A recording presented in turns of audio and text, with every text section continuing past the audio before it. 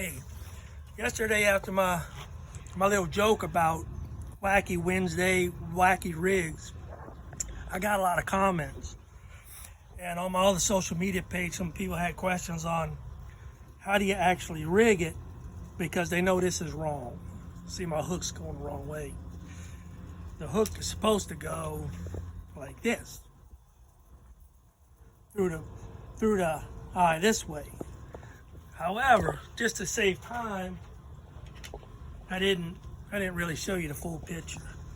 This is what the O-rings do. You got to cross them over like that, so you get that hook effect. And the other thing in my rigging is I make my worms with a very light, buoyant durometer of plastic that does not take any. I don't put salt in them. All salt does is let you cast further. It makes your worm heavier. You cast further, and it sinks fast like a Senko. But with these are stick baits. But the other thing, I kind of misled when I said unweighted. When I did like that, I didn't mean I didn't fish unweighted. I got to bring it to the bottom. So I use a small tungsten. If the wind's blowing, I might put a little bit more tungsten on there. But I use a double bobber stop. And the reason for the double bobber stop is because I Texas rig a lot and I Carolina rig, but I in between it with this rig. I can move this up and down anywhere I want, get my fluorocarbon leader as long as I want it. And that's the reason why there's a worm hook on here, even with a Wacky Rig, because sometimes I'll switch this out to just a straight rig. But anyway, the reason for the fluorocarbon instead of monofilament, because monofilament floats.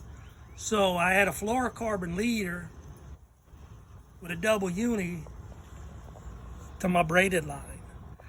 And that little bitty knot, it'll go through the eyes, you won't feel it.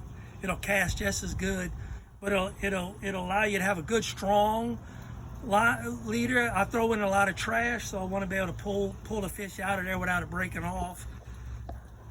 And also, another reason for not salting my worms like the Yamamotos. Now this is one I made with heavy salt for a friend of mine who likes kind of like Senkos, and I was helping him out. But watch what happens with salt. See that? That's all salt. And if you fish with Yamamoto Senkos, I'm not saying nothing about it. They the best. That is the #1 selling stick bait in the world is Gary Yamamoto Senko. But they break a lot because that salt weakens the plastic.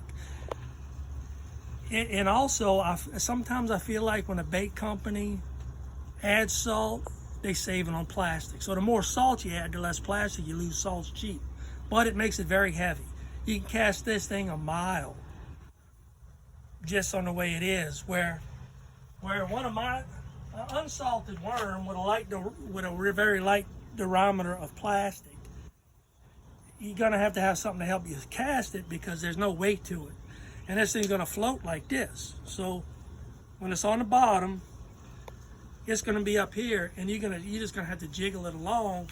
It's gonna look like that except upside down. And that's my method of fishing a Wacky Rig. I hope that answers all your questions. If you got any more, please feel free to ask. I love answering questions. I'm just an old, tired veteran, and I love answering questions. So you got them. And if you got any ideas for me, shoot them my way because I love taking other ideas too. Thank you.